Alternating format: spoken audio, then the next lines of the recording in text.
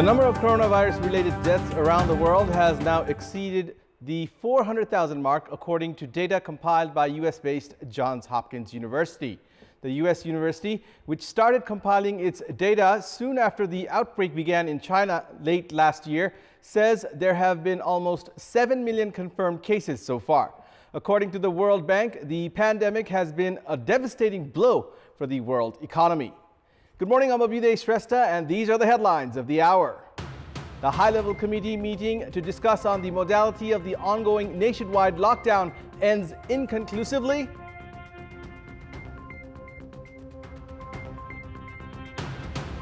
The total number of COVID-19 cases in Nepal climbs to 3,448, with 213 new cases detected yesterday.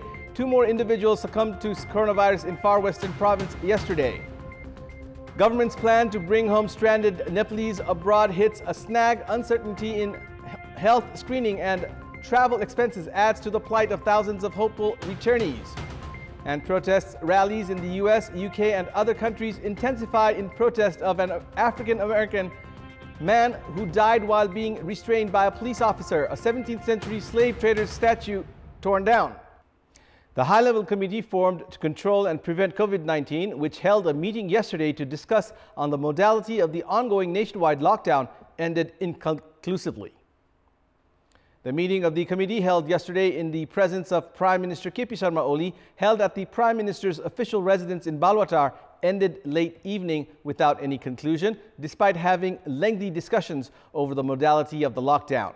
Most of the participating members suggested of sealing highly infected areas and relaxing the lockdown in low-risk districts.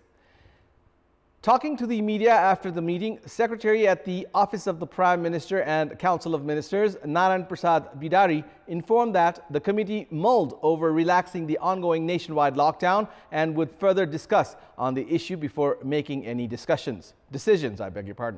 Although public life has been crippled due to the ongoing lockdown, which has been imposed in the country for over 2 months, the government has failed to make any decisions in changing its modality to ease normal life of the people. Businesses in major cities, including the Kathmandu Valley, have started running unilaterally, which have mounted pressure on the government to ease the lockdown. Nepal confirms 1 more death due to COVID-19, taking the total number of deaths in the country to 14. According to a press statement issued this morning by the Health Department of Gandaki Province, a 60-year-old man from Syangja died due to the infection yesterday.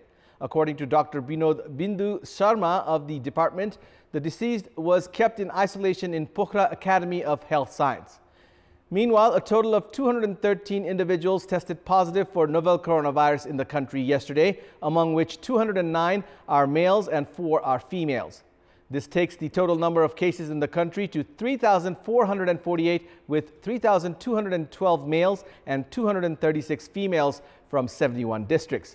Among the infected, 259 individuals are from the 12 districts of Province 1, 1,161 from the 8 districts of Province 2, 92 from the 12 districts of Bagmati Province, 111 in the 9 districts of Gandaki Province, 1,081 from all the 12 districts of Province 5, 633 from the 9 districts of Karnali Province, and 11 from all the 9 districts of Sudur Paschim Province.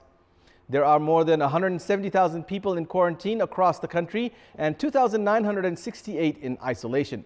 According to the Ministry of Health and Population, 467 people have returned home so far after recovering from COVID-19. The quarantine centers across the country formed to contain the spread of COVID-19 in the country have failed to live up to even minimal criteria, including medical precautions and attention coupled with basic food and accommodation. As many as 14 individuals in quarantine centers have already lost their lives, mainly due to not having timely treatment and care. For instance, a 19-year-old youth died in Doti's K.I. Singh quarantine center yesterday morning. The youth, who also had heart-related ailment, succumbed to coronavirus due to not having proper care and timely treatment. The quarantine center does not even have medical professionals or an ambulance that are termed mandatory by the Health Ministry. To make matters worse, many quarantine centers in different districts do not even have essential and basic medicines, risking the lives of those living there. Thousands of returnees, especially from India, have been recently kept in quarantine. The concerned authorities, however, have remained negligent towards their chronic or other diseases, increasing their risk of succumbing to COVID-19.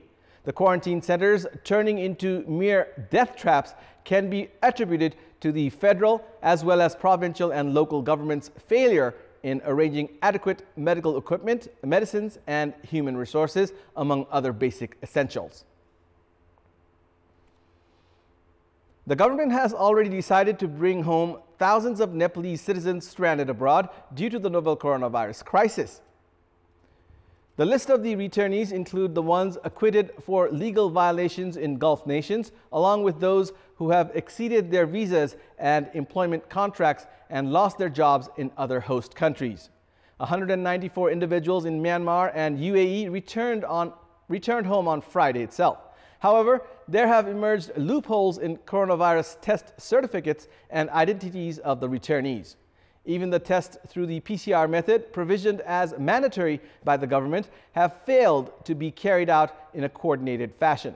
For instance, many Nepalese individuals who have returned from UAE were tested by their respective employer companies. However, a majority of them arrived in the country without their test certificates.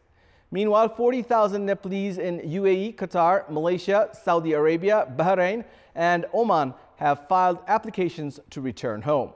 However, uncertainty persists on whether Nepal or the host countries should undergo their tests through the PCR method and bear their travel expenses. The responsibility of bringing home the stranded citizens lies on the state itself. However, due to the government's unclear policies and the lack of coordination between different stakeholder authorities, are likely to add to the plight of the Nepalese desperately waiting to return to their home country. The death toll of Nepalese abroad due to coronavirus has climbed to 125.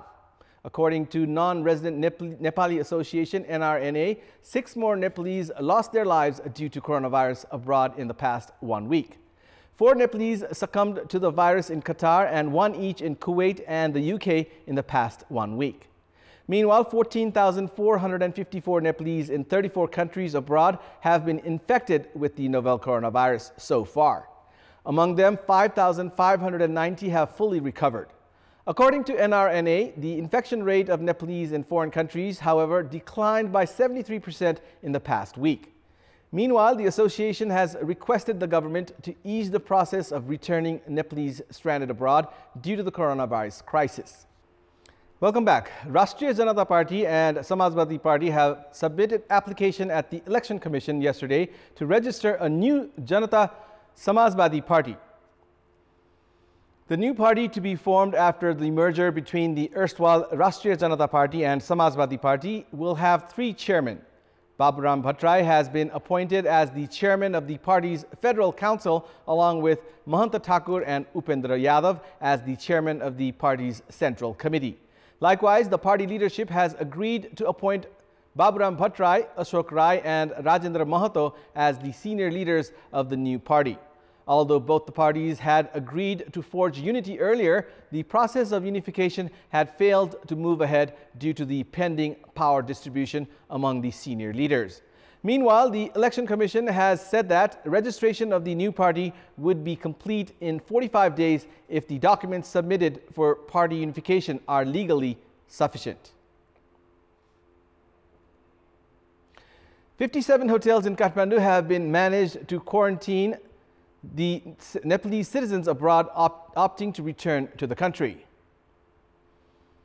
3,500 rooms in 57 hotels have been converted into quarantine centers for those returning by airplanes. The hotels range from tourist to 4-star. The prices will be charged from 1,000 to 14,000 rupees per day for a single person, depending on the standard of the hotel. 3 times meal, security and other facilities are incorporated in the hotel quarantine. Meanwhile, the charges for 14 days of stay in such hotels are to be paid by the persons themselves. Despite the arrangement of hotels, it is yet to be ascertained if the returnees are ready to pay the hotel charges on their own. The government has said that 25,000 individuals would be brought home in the first phase, with 2,500 individuals on a daily basis. Welcome back. It's time now for our segment Public Pulse, where you text us with your opinion. Public Pulse. And here's the question. Why has the authority failed to properly manage quarantine centers? Your options are A, carelessness of government mechanism, B, lack of adequate resources, and C, unexpectedly crowded.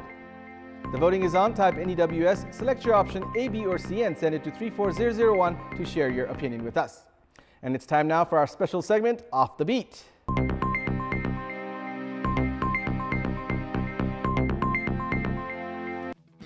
The government is preparing to gradually ease the current nationwide lockdown as the coronavirus crisis has started crippling the national economy and public's life.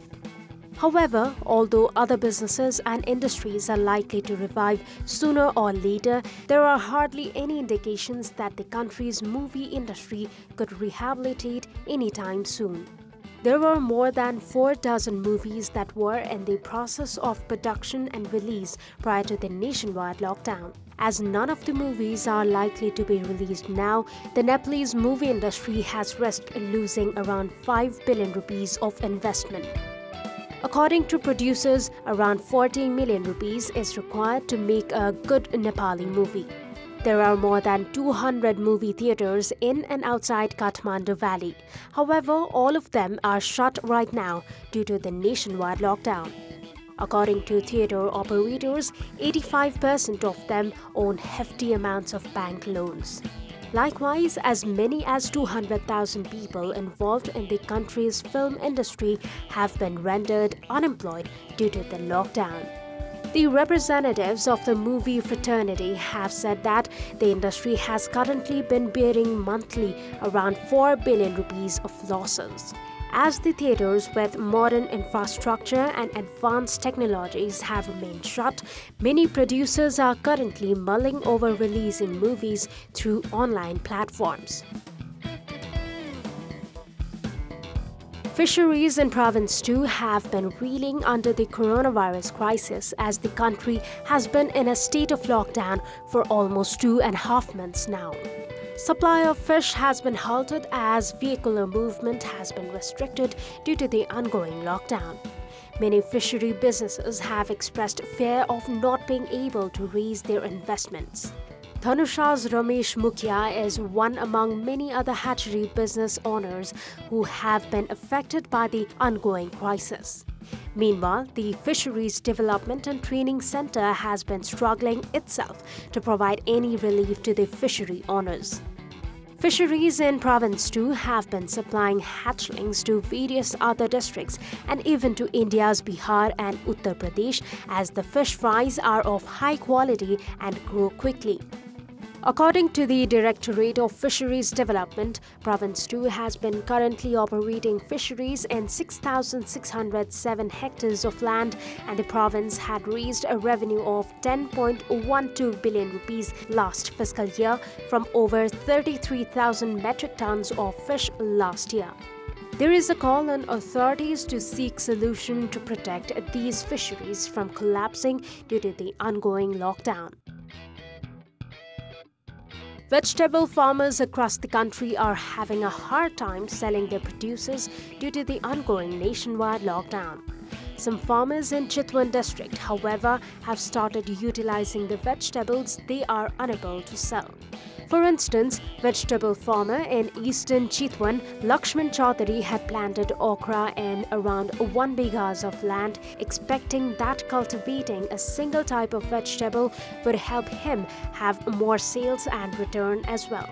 However, the lockdown was imposed as soon as his vegetable was ready for consumption, causing his produce to decay.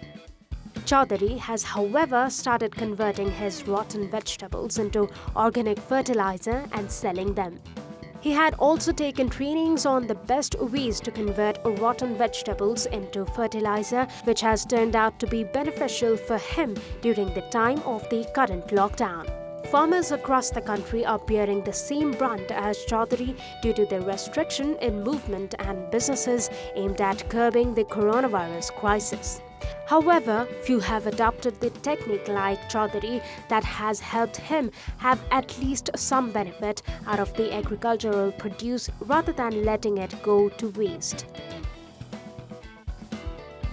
This is Bipashna Thamang for a special segment of The Beat and Kantipur News Desk.